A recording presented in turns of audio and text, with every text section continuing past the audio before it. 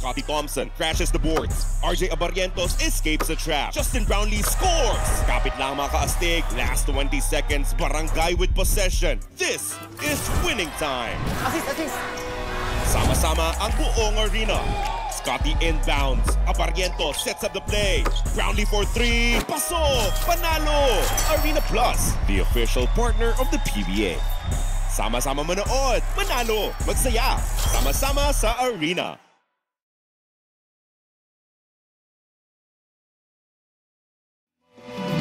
Energy!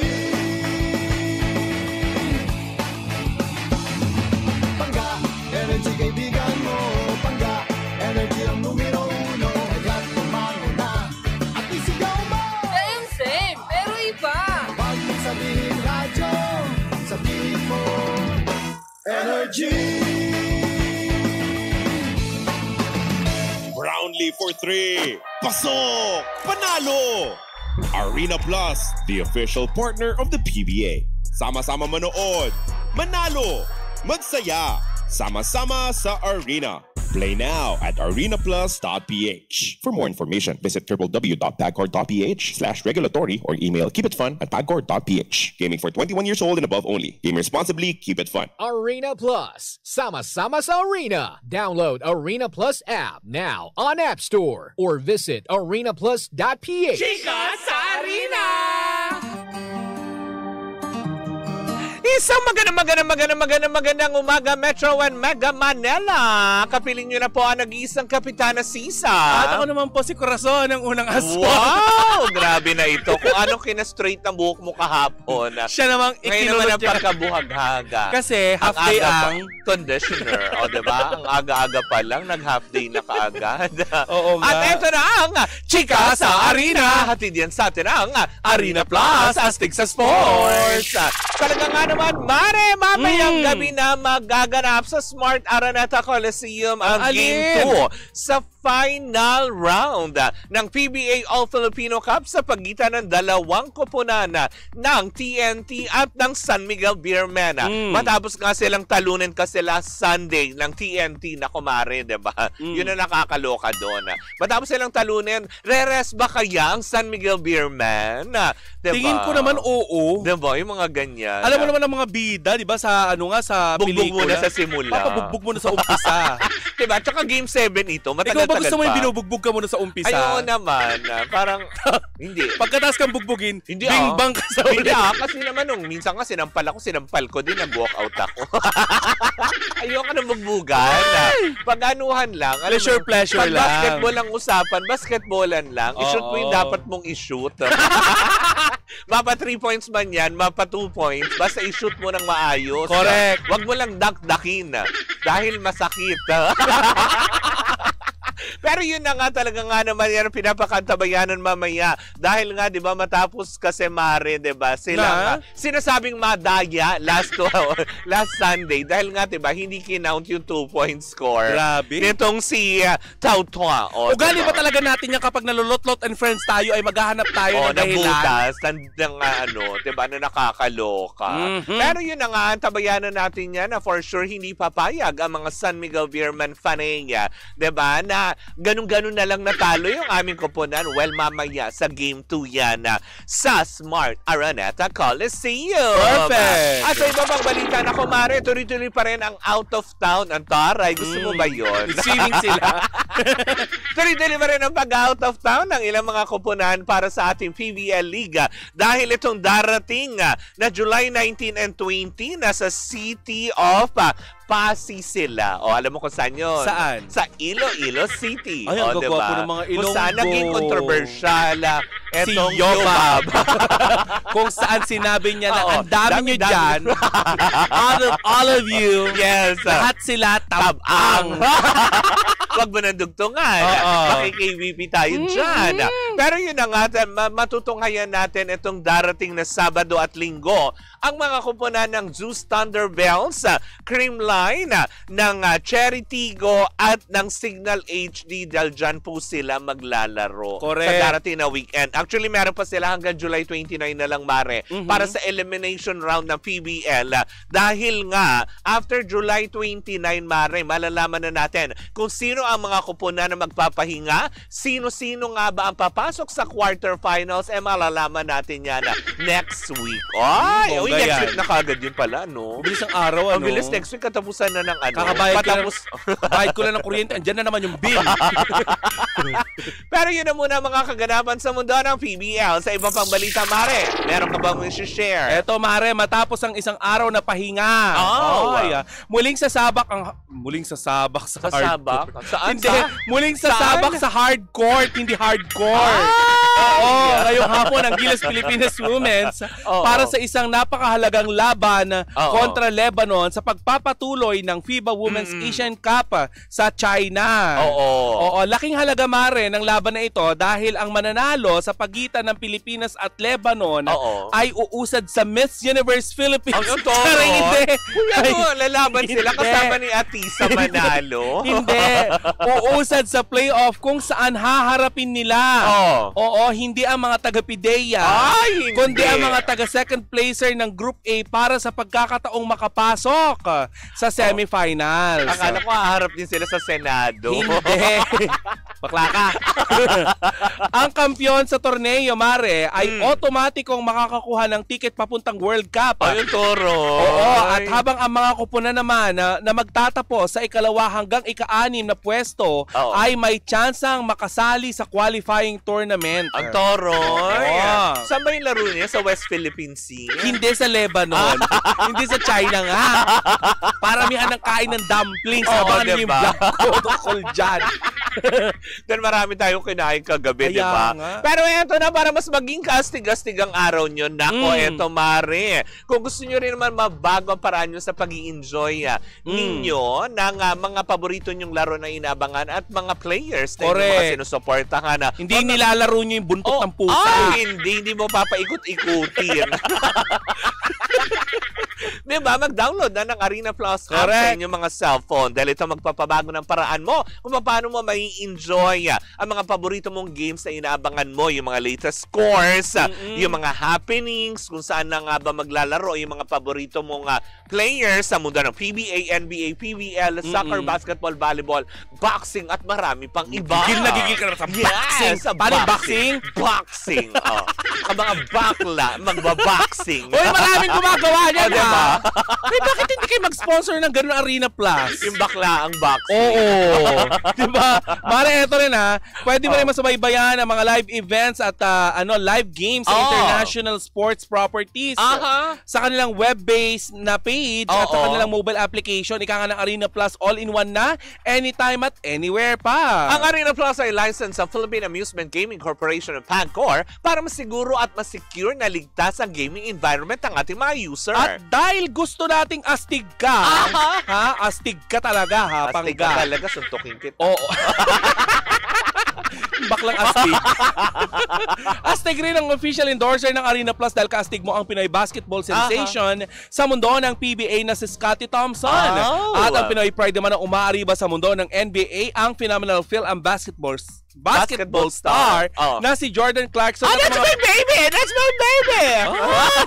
Eto, mga baby mo din to. Yes, diba? Ang mga pinakabago. Ang Ravena family. Si Curdy, si Kiefer, si Sir Bong, at syempre si Danny Ravenas, ang bagong endorser ng ating Arena Plus. Hindi si Thirdy na anak ni Jody Santa Maria. Yes, si Thirdy Ravena po yan. Hindi ba na nakakaloka? Walang kinalaman dito yung anak ni Jody Santa Maria. Kaya naman pang gagawing astig ang gaming experience mo at pakinggan na ang official jingle ng Arena Plus na halina sa Arena performed by one and the only Glock 9.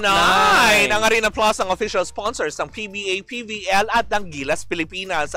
Kaya na mag-download na ng Arena Plus app in App Store and Google Play, or you can also watch it live at arenaplus.ph. Tandaan na, diba, sa Arena Plus, astig sa sports. Paalala lang po natin sa lahat that gaming is for 21 years old and above only. Keep it fun.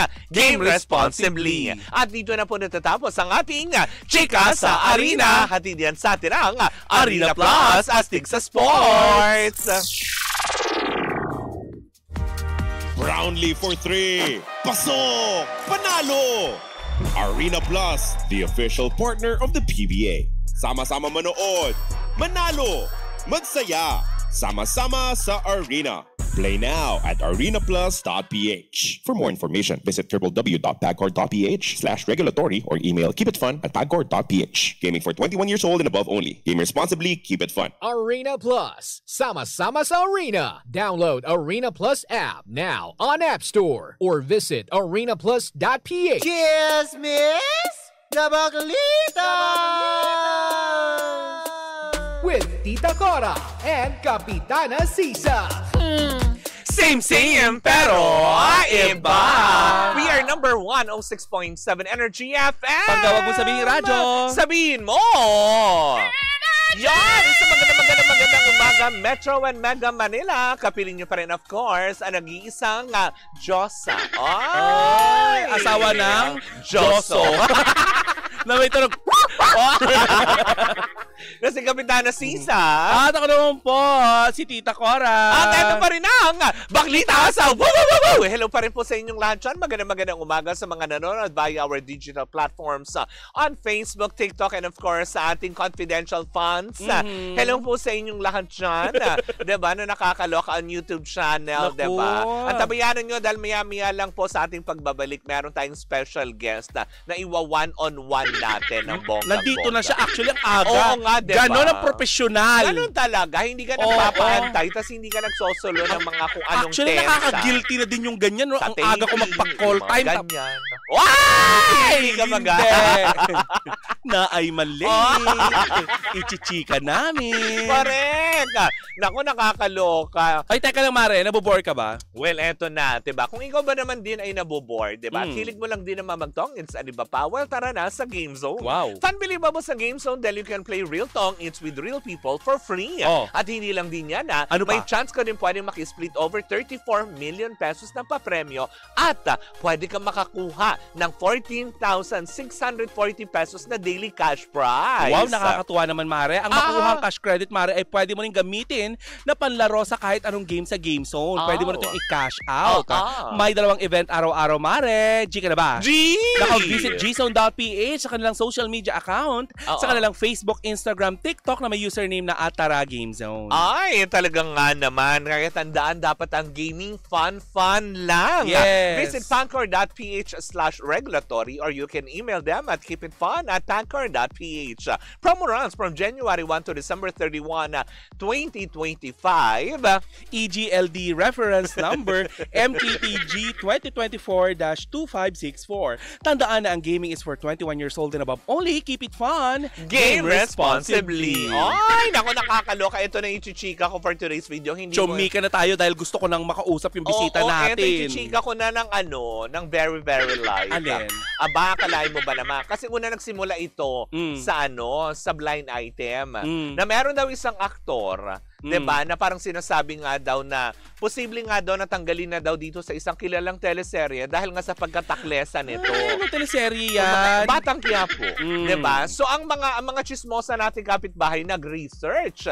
Na kasi Hoda daw nakapapasok pa lamang binigyan ng role, 'di ba? Tapos ngayon dahil sa pagiging taklesa nitong aktor na ito ay, 'di ba, parang ngayon daw plano nang tsugihin ng production dahil nukdukan daw ng arte, may mga ganyan daw. Ngayon, pinagtagpi-tagpi ng mga chismosa nating kapitbahay na sino nga ba itong aktor na ito tapos kilalang teleserye. May I connect the dot. Oo, tapos saan nga ba ginagawa itong teleserye sa isang monumental kumbaga na lugar sa Maynila, Batang Quiapo lang naman yon, 'di ba? So parang talaga Batang Quiapo. Pangalawa, 'di ba? Ano nga bang matunog na pangalan ngayon ng mga karakter sa Batang Quiapo? Ang mga Guerrero Torres. Yes. Ay, napagtagpi-tagpi na i-connect kaagad nila. Si Albi Casino ba ito? Na tinutukoy nila. Bakit siya siyang galin? Na reklamador sa set. Eto na, Mari, yung reklamador? Oo, Mari. Reklamador siya kasi kumaga parang nag-iintay siya siguro daw ng eksena. Ito yun, Parang kumaga parang siguro para sa kanya pabiro lang. Kasi syempre, alam naman natin sa shooting ng Batang Quiapo, talagang pag nasa location, mainit, diba? Tapos parang nag-iintay siya ng sequence, parang sinasabi daw nung aktor, sabi daw ha, kasi napagtagpi-tagpi lang naman din daw nila. Paano yung tagpi-tagpi? Yung ganun, pak, ganon. Di, eto na. Di, parang sinasabi nga daw nitong mga tao na parang nagsalita daw kasi itong si Albi na, ano ba yan, ang tagal pa ba niyan? Bilis-bilis na naman natin para matapos na. O di naman kaya, para mabilis, tanggalin nyo na lang yung karakter ko. Ay. Alam mo paano narinig, Mare? Etong sinasabi ko sa'yo na related sa'yo. Nakalapel. Ay, bakla ka! Okay. Nakalapel. Short story. Diba? May isang... Chichika ko ba dito? Bakit ba? May isang guesting kasi kami ng bakla. Wag naman ang pangalanan. Hindi ko na papangalan yung show. Naipalabas to. Ako si Mapanghusga. Hindi mapanghusga. Hindi, yun Mapang-describe. Pinaganda mo pa Bakit ganun yung set nila? Parang teatro. Nakalapel pala kami. Naririnig ng audience sa labas. Sabi ng bakla, bakla ka, ang ingay mo. Nakalapel tayo. Paglabas namin ng stage, ang talim ng tingin ng direktor. Sabi niya, kasi ba't ganito? Ang ano naman ng set, very theater. Rinig pala, pati ng mga hindi audience. Naman pang television. Diba yung mga ganyan? So, eto na, nakalapel daw, narinig daw pala. Syempre, diba, ang hands-on doon, nagde-direct si Direk Coco Martin. So, parang ngayon daw, pinag-iisipan na, kasi yung karakter niya dito ngayon, ay isa siya sa mga miyembro ng Guerrero Torres family na, kumaga, kinabibilangan nila Chanda Romero, diba, nila kumaga marami itong ano. Kaya tuloy nahalin tulad na, bakit yung mga veteranang actress? Alam mo ito pinag-uusapan natin? Willing to wait. I-confirm ko mamaya dun sa bisita natin. Diba? Kasi yung dalawa sa mga kasama niya sa Ichika mo na. Dali! Diba? Nasa Batang Quiapo. Ay, talaga ba? Di yun na nga. As in talagang, para ma-confirm din natin. So, narinig ni Direk Coco? Parang narinig daw ng mga production. So, parang ginagawa na ng paraan. Okay. So, Ate Chona ka. Parang yung daw ang sabi ng production na, Ate Chona ka, sige, tsugihin na lang natin kaagad yung karakter mo. Kapapasok niya nga lang, diba? Ay. Diba? Very crucial dahil anak siya nung isa sa mga main character doon na pinalalabas at talagang, alam mo yun, nangyayari sa Batang Quiapo. Di ba sila yung Iboto, si Joselito? Diba? Nakakaloka. Kaya tuloy ang mga utawnes, tumambling. Diba? Kasi parang tipong, although pabiro, baka daw naman daw pabiro lang sinasabi ng bata, kaya lang nakalimutan niyang nakalapel siya. And which is nangyayari din yan, diba? Kasi nga, diba, minsan, yung pagkatabil ng bibig, nakakalimutan na may lapel at sasabihin sorry na po. Nung dayo dinala doon sa backstage, talagang, ay, bakit ganito yung talim set? Ng tingin sa akin ng director nun. Parang ganyan yung nilalait mo yung diba ganyan yung pagkakasabi mo? Hindi ko naman nilalait po. Sa akin mo lang binubulong, pero nakalimutan mo, nakalapel ka na. Bakit ganito yung set nila? Parang panglinggo ng wika. Naka-green ako nun, tapos ang team brown. Nagmukha akong puno. Florante at Laura. Diba? Yung mga ganong aspeto. Wow! So, naisingit yung aspeto. Ay, naku, mamaya ituloy natin yung chikahan na yan, Mare. Correct, hindi ba? Para ma-confirm natin doon sa usap mamaya, natin. confirm natin. Kasi nga, pero, sure na si Shonggalan, hindi pa naman. Hindi pa naman. Pero parang yung palang ang chika kasi, narinig mismo ng produksyon. Yung pagre-reklamo nito. Kasi nga naman, hindi pa niya sequence diba? Tapos, kung pinag-iintay siya, medyo mainit. Sabi niya, ano ba yan? Bilis-bilis naman natin. Parang ganun daw. Hindi lang ito yung pinakaunang beses na si Albi may naririnig na ganyan. Diba? Yung mga ganun. Kaya ito yung mga chikadora hindi binitis natin. Oo. Kasi walang kinalaman yung kay Ivana Alawi. May connection si Albi kay Andy Eigenman dati. Oo. Ay, hindi nabibitan ni ano. Pero yun na nga, as in talagang diba? Sana nga, sa bagay, tama, nandito naman din yung ating tatanungin mamaya para makumpirma nga natin kung may chikang gano'n na kumakalat. Oo. Diba? Ano masasabi niyo? Pero sa ngayon, yun lang kinaloka ng lahat, diba? Hindi, sa ngayon, Mare, magbigay muna tayo ng lucky card. Sabi nga ni sabi ni Russell Vargas, be careful kasi what you wish for. Diba? Parang ikaw, diba? May wini-wish ka dati, pinigilan lang kita. Baka seryosohin. Bahala kayo. Hindi, magbigay natin ng lucky card muna. Ay, eto na mga pangga, hindi ba? Dahil nga naman, eto na ang ating portion para sa ating... Pangga Bingo Plus Panalo!